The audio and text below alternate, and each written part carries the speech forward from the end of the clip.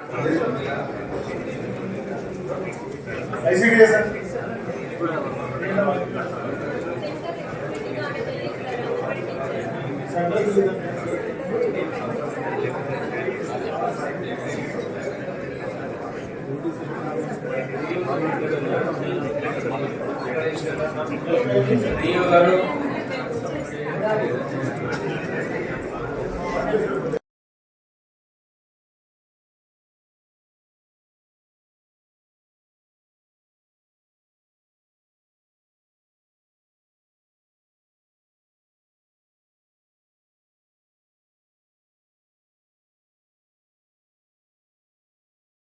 పేరు గౌతమి.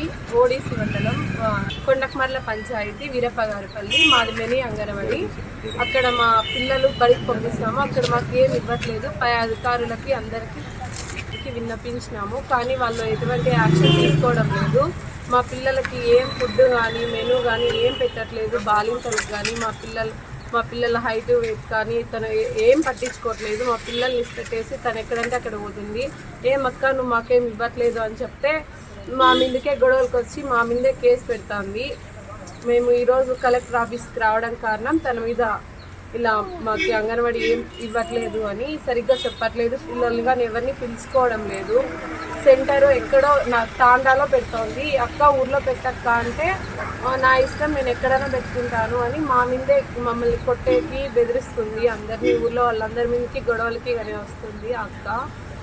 అందుకని మేము అక్క మా మీద కేసులు ఇద్దరు పెద్ద మనుషులకు చెప్పింటే వాళ్ళ మీదనే 2 కేసులు పెట్టింది. అందుకని మేము ఈ కలెక్టర్ ఆఫీస్కి వచ్చినాము, అర్జీ ఇచ్చినాము. మాది వీరప్పగారిపల్లి ఒడిసి మండలం కొండమర్ల పంచాయతీ. మాకు బాలింతలకు కానీ ప్రెగ్నెన్సీకి కానీ ఏమీ ఇవ్వలేదు.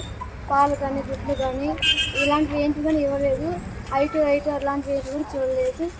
మాకేమైనా అడిగితే సెంటర్ కూడా లేదు. ఊళ్ళో తాండలకు పోతే పల్లెలకు పోమంటుంది, పల్లెలకు పోతే తాండలకు పోమంటుంది. పల్లాపులు తిప్పించుకుంటుంది. బాలింతలు ఎత్తుకుని పిల్లలు ఎత్తుకుని ఎక్కడికి పోయేది.